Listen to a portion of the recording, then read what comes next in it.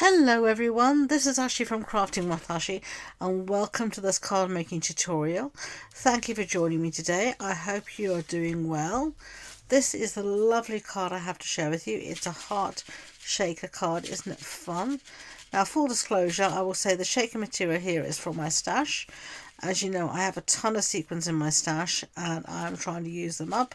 So everything else is from Stampin' Up, but this is from my stash and I don't remember where I got them. They've been sitting there for a number of years and I thought today was the day to use them up. So this is my sample I've made, so let's make another one together. So I've done some die cutting and such like already. This is the designer series paper. Now I can't remember the name, I'm really sorry. It will be listed and linked in the description box below, I promise. It'll also be on the blog post and you can find the link to that in the description box below.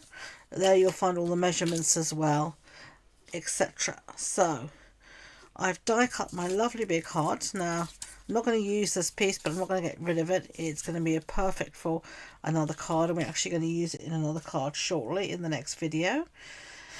So do remember to subscribe and hit that like button to be notified when I upload. I upload twice a week, so in the following video you'll see those hearts being used. Now this is the dies I used.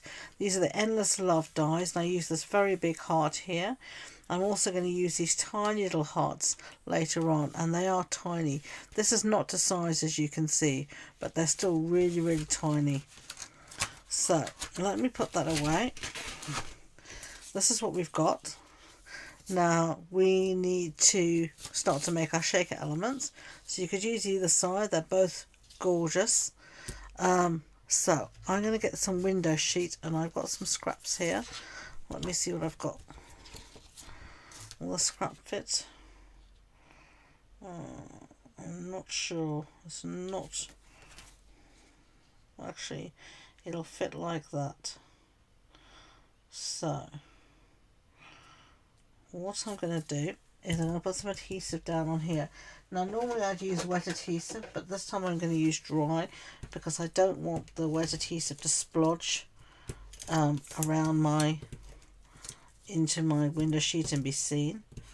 So I'm going to put some of this down. Now if this gets anywhere you don't want it, it's fabulous. Is sealed, because you just rub it off where you don't want it to go. Like I've got some here on my craft mat and you just rub it off and it rubs off, which is really useful. So I'm just putting this down. I'm putting a goodly amount down to make sure my acetate is going to really stick. My window sheet is going to stick where I want it and nothing's going to fall out. Right, lovely. Of course it'll stick to me because that's just the way life works. So now I'm going to put down my window sheet, making sure I really cover up that hole. It just works perfect. Now I'm just going to chop off what's overhanging, what's sticking up the side.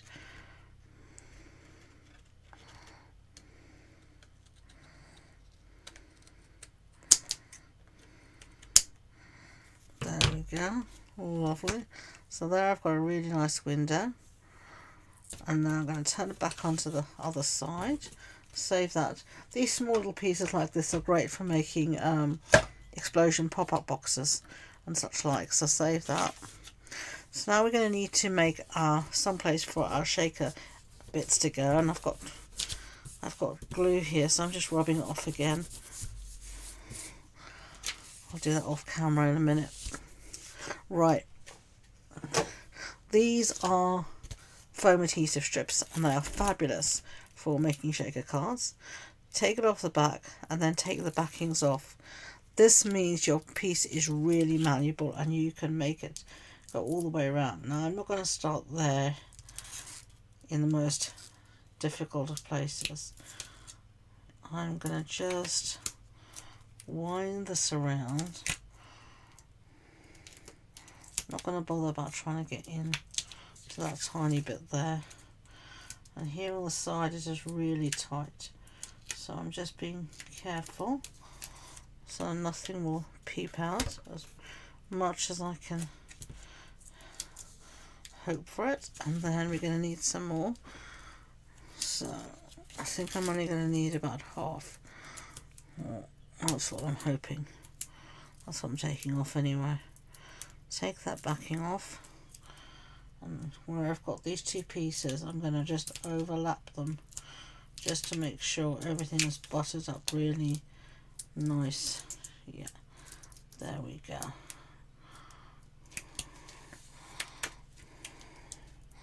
That's perfect.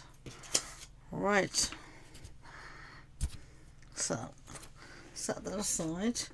Now I'm just going to put some extra foam adhesive here and here. So for this I tend to use some of my edges because it's very useful for things like this. So I'm just going around here. I'm going to take my edges and use that in places, and I'm going to see if I've got some more edges that I can use. Yeah, I do on this one here. You can see sometimes like this, I tend to use up my edges before I've used up my rest of my dimensionals. I love the edges, they're so useful for things like this. And then all I need is a couple of dimensionals and a few extra spots. Not much. That will be fine. Right. I'm going to take the backings off now, but first I'm just going to give everything a really good press down. And then just get rid of all these backings. And the reason I'm doing this is because when I take the backings off, I find it easier to lift the thing up, like I'm see me doing. And if I've got shaker elements in there, it's going to go everywhere. Right.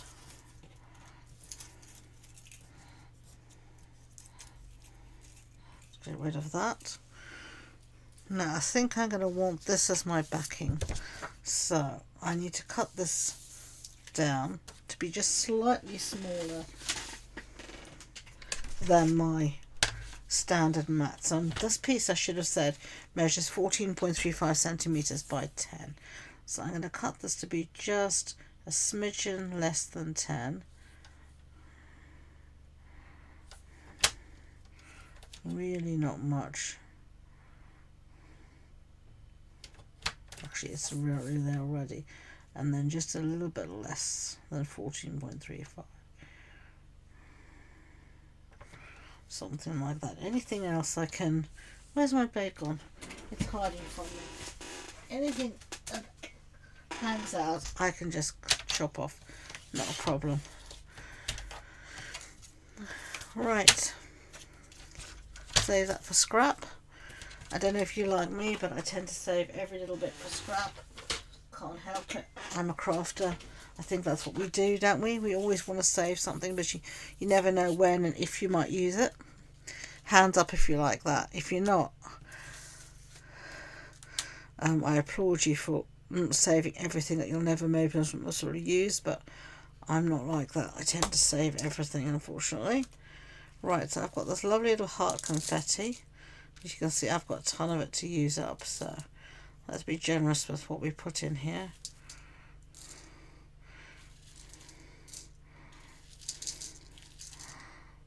Well, that'll be enough, as good as a feast. Right, well, let's take that, and I think I'm going to have that as my backing. So now I'm just going to make sure I cover my heart up at least. That's it, and give everything a really good press down. Get the adhesive around the heart. You don't want anything trying to escape. So I'm giving it a really good press down. Turn it around. Everything seems fine, nothing's coming out, and I can't see any paper overhanging. Now that I've got it like this and I'm happy, I'm actually just going to take my bone folder and just be doubly sure. Lovely, and that's the basis of your shaker. Isn't that fun? Right, let's set that aside and do a little bit of stamping. So, scrap piece here of basic white cardstock. Stamp set we're going to use is the matching stamp set, and it's this one here. It's called Endless Love. Now you'll notice that our stamp sets now come in these lovely little pouches rather than the stamp cases. I know some people prefer the stamp cases. I personally prefer these pouches because in the UK, well, maybe it's just me, but I have a titchy craft room. My craft room is so small I can't even film in it because it's just, it is tiny. Like it's a downstairs little study, and if you know, in the UK, most of our houses, we don't have huge rooms. When I see some of these craft rooms in the States, they seem to have massive rooms, but we don't. So I don't have a lot of space, is what I'm trying to say after all of that twaddle. So anything that means I can store more in the same space, I love. So I'm going to use this one again that says Hugs and Kisses, which is here. And I'm just storing these in some fridge bins that I've got from the internet online, and it works really well. And actually, because I can store so much more in a smaller space, I'm storing my dies and my stamps together now. I can actually, but I don't have a lot of them. But as when things retire, I try to sell on most of my retired stuff. And you can see I have a group where I sell all my retired stuff, and I'm about to have a huge sale there, so do check that out. So I don't have a lot of current stamps, so I can keep them all on my desk, so I'm very happy now. Anyway, let's do some stamping. I'm stamping in Real Red ink, Hugs and Kisses, there we go, cute little sentiments, and then I've got my simple chamois here. I'm going to clean this up. So yeah, I film in the spare room upstairs. That sort of is part of the office, part of the dumping ground. It's pretty much everything. But so that's not space for my craft room as well. I like my craft room to be downstairs in the heart of the house.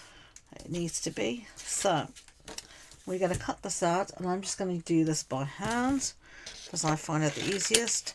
You could use a die, but I literally can't be bothered to get the machine out just for this.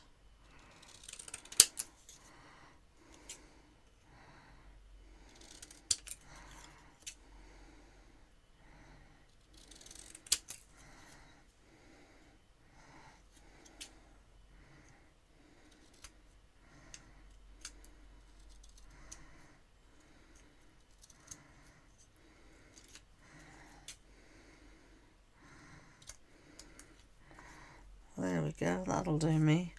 Hugs and Kisses. That'll be fine. Right. Time to assemble our card. So our card base is going to be thick basic white. Here it is.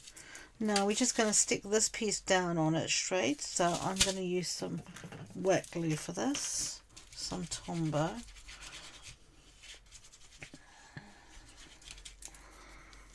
And then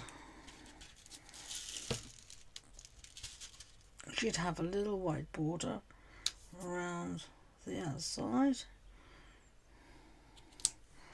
Give that a press down.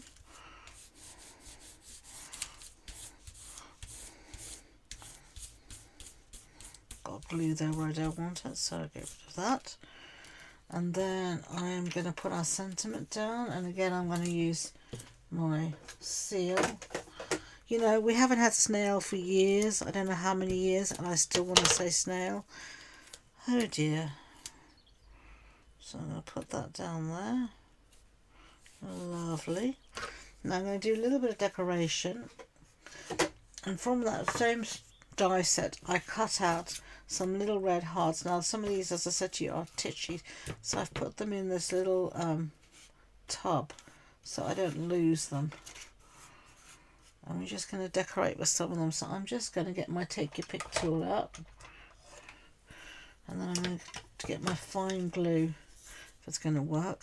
But I think that'll do for now. You can use more. Last time I used more, but I think it's a different paper, so I think for this one that is going to be enough. So there you go. There's one shaker card. There's the other. I hope you like them, and thank you for staying with me and watching this card making tutorial showing you how to make this lovely hard shaker Valentine's card. As I said, if you wanted more information about the project, you'll find everything on the blog post, and you'll find the links in the description box below. So thank you again, and until next time, enjoy being creative. Bye.